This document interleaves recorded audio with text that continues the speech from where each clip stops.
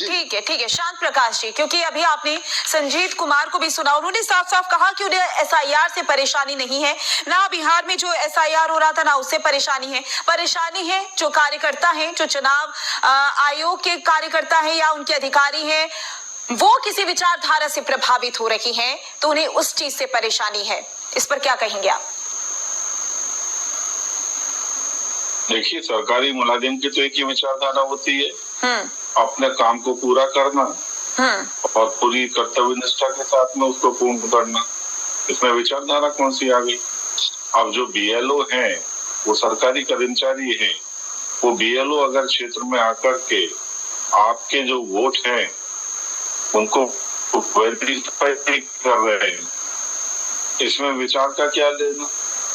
और इसमें कोई भाजपा के लोग वोट कटवा देंगे तो देखिए, बीएलए जो है, बीएलओ के साथ में बीएलए जो पार्टियों के जो वर्कर होते हैं वो नियुक्त किए जाते हैं। संजीत जी को पता नहीं है क्योंकि इन लोगों ने जमीन पर काम तो किए नहीं, तो इन्होंने अपने बीएलए भी नियुक्त करने चाहिए। जो कांग्रेस की बीएलए जो है वो बीएलओ के साथ में मिलकर के उस वेरिफिकेशन के कार्यक्रम में जो है ना उनका सहयोग करे। ऐसे कौन कटवा देगा नाम किसी का भी? अगर कोई व्यक्ति नहीं रह रहा है या जीवित नहीं है तो उसका नाम कटना लाजमी है। और ये जिस तरीके से आरोप लगा रहे हैं कि भाजपा के लोग जो है ना, ये किसी को पता है कि कौन व्यक्ति किसको वोट देने वाला है? इसका मतलब आपको ये अच्छी तरह पता है कि ये लोग मेरे को वोट देने वाले हैं और उनके वोट किसी सूरत में नहीं करने चाहिए। मुझे तो नहीं लगता कि किसी को ये पता है अपने पार्टी वर्कर्स के अलावा कि पब्लिक जो है वो किसको वोट देने वाली है। कायदा और नियम तो यही है, मगर आपको अपनी हार सुनिश्चित दिखाई दे रही है, इस वजह से आप उसका ठीकरा जो है, ये जो अभी एफआईआर प्रक्रिया चल रही है उस पर थोपना चाह रहे हैं। बेसिकली कांग्रेस के जो नेता हैं, इन लोगों का अपने कार्यकर्ता का इन्होंने एस्टेब्लिशमेंट नहीं किया हुआ है, बीएलए इन्होंने नियुक्त नहीं किए हैं, इनको प्रोसीजर भी नहीं पता है। राहुल गांधी जी ने बेसिकली कोठी में रह करके ही पूरा नियम कानून जो है ना वो जानने की कोशिश की है। अगर वो जानते कि किस तरीके से वोट बनता है और किस तरीके से वोट डालने की पूरी प्रक्रिया होती है, थोड़ा किसी एक चुनाव में आप जो है बूथ कार्यकारिणी में सदस्य के रूप में काम कर ले, आपको पता लग जाएगा कि किसी प्रकार से किसी का वोट काटना और किसी का वोट अनैतिक रूप से जोड़ना अब उतना आसान नहीं है जितना आसान जो है कांग्रेस के जमाने में हुआ करता था। जिस तरीके से सोनिया जी ने विदेशी महिला होते हुए भी अपना वोट बनवा लिया और कांग्रेस के पक्ष में वोट डाल दिया, बेईमानी करी। तो आज संजीत जी चीज को अच्छी तरह समझ लें कि आज आपके जो खेड़ा है, जो पवन खेड़ा, वो भी 2 वोट लेकर के घूम रहे हैं।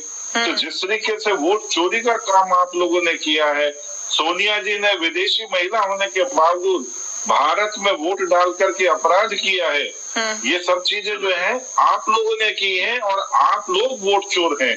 आज आप जिस तरीके से वर्तमान समय में जो निर्वाचन जो हमारा जो आयोग है वो बेहतरीन तरीके से काम कर रहा है, उसके काम के ऊपर इस प्रकार की छींटाकशी केवल अपनी होने वाली हार का ठीकरा जो है वो निर्वाचन में आयोग के ऊपर छोड़ना चाह रहे हैं। इस वजह से आप इस तरीके संजीत कुमार कुछ बोलना चाह रहे हैं, लेकिन आदरणीय मोदी जी ने उन्हें क्लियर कर दिया है कि आप आरएसएस की शाखा जा सकते हैं। शांत प्रकाश जाटव,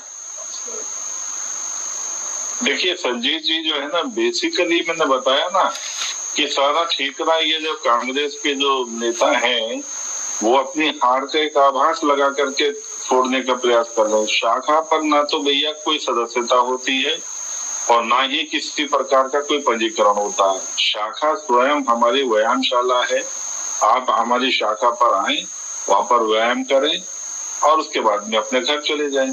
किसी प्रकार का कहीं वो जो है ना बैठ करके किसी प्रकार का कुछ वो नहीं। शाखा पर तो आप आए और प्रतिदिन व्यायाम करें, और व्यायाम करने से भी आपको परेशानी है तो ये तो आपका प्रॉब्लम है, हमारा थोड़ी है।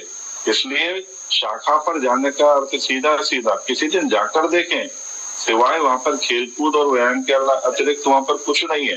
और मोहल्ले के लोग ही आपस में मिलकर के शाखा लगाते हैं और प्रतिदिन व्यायाम करते हैं। इसलिए इस प्रकार के झूठे नैरेटिव गढ़ के लोगों में वहम पैदा करने के प्रयास जो है न बंद करें।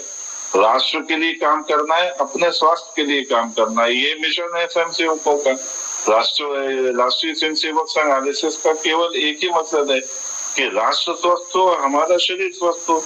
इसमें क्या परेशानी है आप लोगों को? लेकिन शांत प्रकाश यादव जी, RSS एक विचारधारा भी तो रखती ही है ना। राष्ट्रवादी विचारधारा, राष्ट्र के लिए काम करना ही तो विचार है। इसमें कौन सा है? किसी धर्म को लेकर के तो नहीं, राष्ट्र ही सबसे सर्वोच्च। संजीत कुमार, ठीक है, संजीत कुमार कुछ कहना चाह रहे हैं। ठीक है, संजीत कुमार। सबसे पहली बात, राष्ट्र के लिए जीना है, यही तो। श्याम जी सुन लीजिए जी। सबसे पहली बात, RSS एक राष्ट्रवादी संस्था है। यह सही मायनों में सबसे पहला राहुल जी की शाखा में जाते सबसे पहला झूठ ये है। बात है, आप सुन लीजिए, मैं जॉर्ज सोरोस की जो शाखा, मैं RSS को जानता हूँ इसलिए बोल रहा हूँ श्याम जी। आप जो है केवल जानता हूँ गुमराह करने की बात कर रहे हैं। आप जमीन पर काम करें और काम करना नहीं आता है तो हमारी शाखाओं पर आए, आपको पता लगेगा कि समाज में किस तरीके से काम किया जाता है। वोटर लिस्ट के लिए किस तरीके से तो मिलकर के सहयोग करना चाहिए ताकि कोई अनैतिक लोग जो है वो वोटर लिस्ट में शामिल ना हो जाए। इस प्रकार से मिलकर के काम करो, ऐसे काम नहीं चलेगा कि मुंह उठाए और कुछ भी बोल दिया। शांत प्रकाश जी सुन लीजिए, मैं बताता हूँ। शांत प्रकाश जी, आपको मेरी आवाज आ रही है? आप अपने काम रचनात्मक करें ताकि जनता आपको वोट दे, ताकि आप अपनी नाक थोड़ी बहुत बचा सके। शांत प्रकाश जी, आपको मेरी आवाज आ रही है? जी ठीक, ठीक है, संजीत कुमार जी। पहली बात मैं बता दूं आपको जी, मैं पहली बात बताना चाहता हूं कि RSS राष्ट्रवादी संस्था नहीं है। RSS